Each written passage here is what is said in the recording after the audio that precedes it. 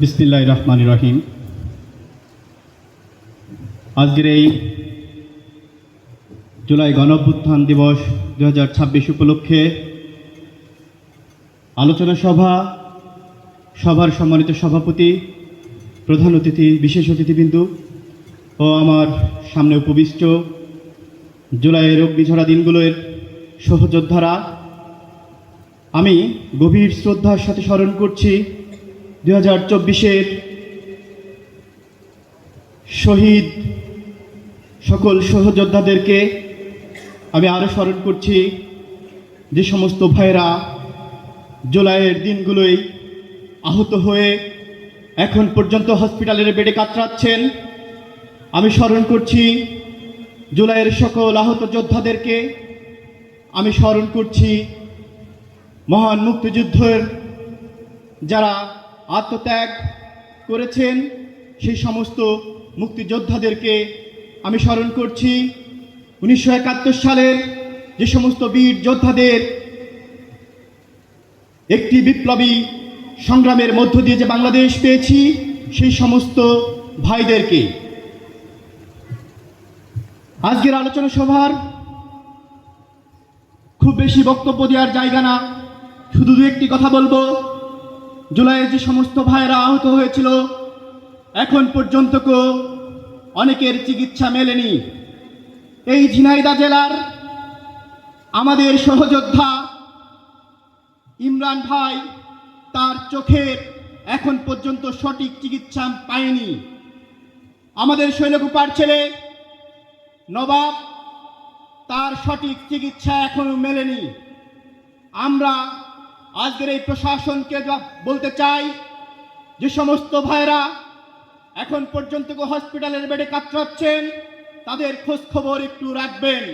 তাদের চিকিৎসার অবস্থা কি, তাদের কি পরিস্থিতিতে দিন কাটাচ্ছে, সেই সমস্ত বিষয়গুলো আমরা বারবার স্মরণ করানোর চেষ্টা করছি, কিন্তু আপনাদের সুদৃষ্টি আমরা এখন পর্যন্ত পাচ্ছি না। খুব দুঃখজনক, খুব কষ্ট হয়। আজকে যারা 2024 সালের জুলাই গণ অভ্যুত্থানের মধ্য দিয়ে আজকের এই প্রশাসনে যারা বসেছেন, জুলাই গণ অভ্যুত্থান যদি না আসতো আজকে আপনি ডিসি হতে পারতেন না, আজকে আপনি এসপি হতে পারতেন না।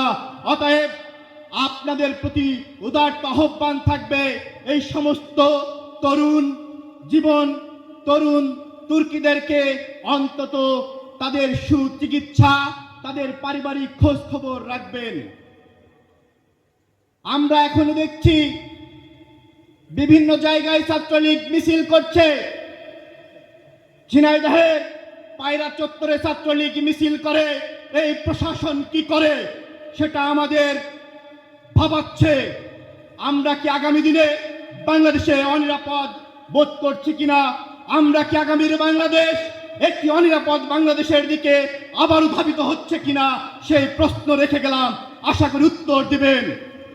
যে সমস্ত জুলাইয়ের যোদ্ধা, যত লোক জুলাই আন্দোলনে এসেছিল সকলেই জুলাইয়ের যোদ্ধা।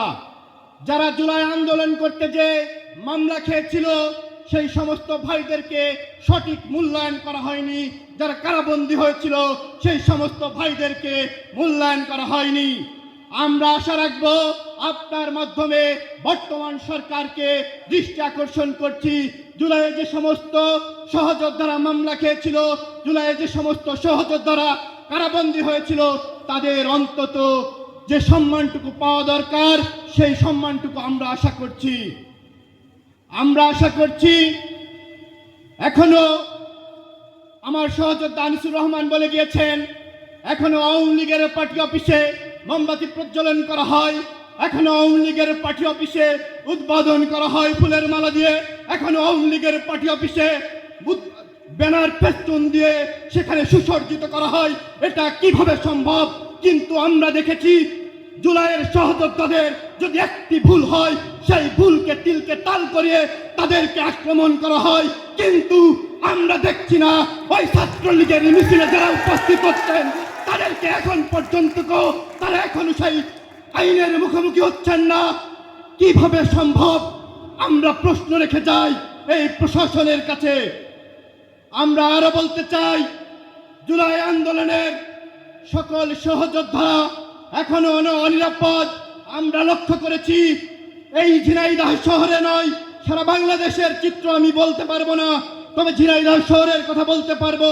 ঝিনাইদহ শহরে এখন পর্যন্ত ছাত্রলীগের যে সমস্ত গুন্ডা বাহিনীরা ছিল তারা এখনো ঘরে বসে পোস্ট করছে। ছাত্রলীগের কমিটি আসার পরে তারা উল্লাসে মেতেছে, কিন্তু এই প্রশাসন কি করছে? এখন পর্যন্ত তাদেরকে অ্যারেস্ট করতে পারেনি। এটা আমাদের দুঃখজনক। এখন পর্যন্ত সরকারি দপ্তরগুলোতে, এখন পর্যন্ত জুলাইয়ের প্রোগ্রামগুলোতে আমরা দেখেছি নৌকায় নির্বাচিত চেয়ারম্যানরাও সেখানে উপস্থিত হয়। এটা কিভাবে সম্ভব? সেই সমস্ত প্রশাসনকে বলবো, তাদেরকে এখন পর্যন্ত আইনের আওতায় আনা হয়নি, তাদেরকে এখনো বিচারের মুখোমুখি করা হয়নি কেন? সেই সমস্ত প্রশাসনকে মাননীয় ডিসি মহোদয়, জেলা প্রশাসক মহোদয়কে অন্তত এই বিষয়ে স্পষ্ট করতে হবে যে সমস্ত প্রশাসন জুলাই যোদ্ধাদেরকে দোয়ার অনুষ্ঠানে ডেকে অপমানিত করে তাদেরকে এখনো সেই প্রশ্নের মুখোমুখি করা হয়নি কেন? এটা খুব দুঃখজনক। আমরা বিভিন্ন মিডিয়াতে দেখেছিলাম শৈলকুপার একটি ঘটনা, যেখানে জুলাই আন্দোলনের যে সমস্ত আহত এবং শহীদ পরিবার ছিল তাদের দোয়ার জন্য সেখানে ডাকা হয়েছিল। আমরা সেদিন ওই অনুষ্ঠান প্রত্যাখ্যান করেছিলাম এবং ওই প্রশাসন সেদিন আওয়ামী লীগের নির্বাচিত চেয়ারম্যান মহোদয়কে নিয়ে এসে সেখানে আমাদেরকে অপমানিত করেছিল, কিন্তু সে বিষয়ে আমরা কোনো স্টেপ পাইনি কেন? এখনো আপনার কাছে প্রশ্ন রেখে গেলাম। আমরাও মানুষ, এই বাংলাদেশ চাই অন্তত একটি সাম্য মানবিক মর্যাদার ন্যায় বিচারের বাংলাদেশ গড়ে উঠুক, যেখানে দলমত নির্বিশেষে সকলে নিরাপদ হয়ে উঠুক। আমরা এই প্রত্যাশা রাখি। আমরা এই বাংলাদেশে রাজনীতি থাকবে, সেখানে সহনশীল রাজনীতি আশা করছি। আমরা আগামীতে কোনো হতাহত, কোনো গ্যাঞ্জাম মারামারি চাই না। আমরা অন্তত এই ঝিনাইদহ জেলাকে অন্তত নিরাপদ একটি জেলা চাই। এখানে আমরা জানি বাংলাদেশ সরকারের গুরুত্বপূর্ণ ব্যক্তি আমরা পেয়েছি, অত্যন্ত আস্থাভাজন আমাদের ব্যক্তিত্ব অ্যাডভোকেট আসাদুজ্জামান আসাদ সাহেব শৈলকুপা 1 থেকে নির্বাচিত হয়ে আইন বিচার সংসদ বিষয়ক মন্ত্রণালয়ের মাননীয় মন্ত্রীর দায়িত্ব পালন করছেন।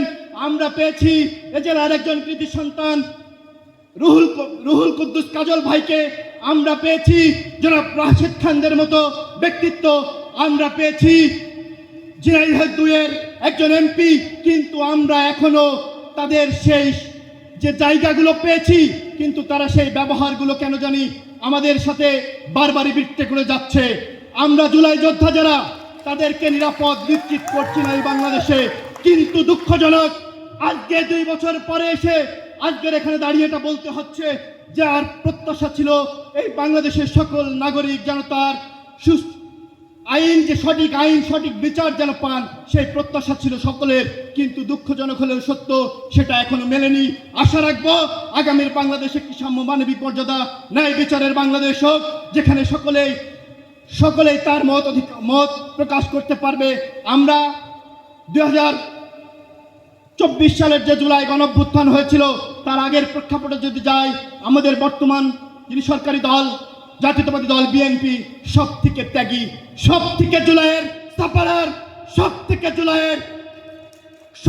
থেকে খারাপ সময় পার করেছে।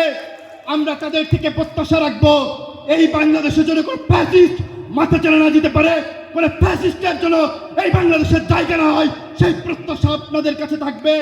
আমরা দেখেছি বর্তমান সরকার জননেতা জনাব বাংলাদেশের আইকন জননেতা জনাব তারেক রহমান, মাননীয় প্রধানমন্ত্রী, আপনার কাছে আমাদের প্রত্যাশা থাকবে সবসময়। আমাদের প্রাপ্তির জায়গা কতটুকু হবে জানি না, তবে প্রত্যাশা রেখে গেলাম মাননীয় জেলা প্রশাসকের মাধ্যমে এই মেসেজগুলো যেন আমাদের প্রধান দপ্তর পর্যন্ত যায়, মাননীয় প্রধানমন্ত্রীর কার্যালয় পর্যন্ত যেন যায়। আমরা আশা করি জুলাইয়ের কোনো সহযোদ্ধা যেন আর কোনোদিন অনিরাপদ বোধ না করে। আমরা আশা করছি জুলাইয়ের কোনো শহীদ পরিবার যেন আগামীতে কোনো আওয়ামী ফ্যাসিবাদের রসায়নে না পড়ে, সেই নিরাপত্তা চেয়ে। এবং আবারও আমি জুলাইয়ের 24-এর সকল শহীদ, মহান মুক্তিযুদ্ধ 71-এর সকল শহীদদেরকে স্মরণ করে 17 বছরের আন্দোলনের যে সমস্ত আহত ভাই যোদ্ধা রয়েছেন সকলের প্রতি সকলের সুস্বাস্থ্য কামনা করে আমি আমার সংক্ষিপ্ত বক্তব্য শেষ করছি। ধন্যবাদ সকলকে। আসসালামু আলাইকুম।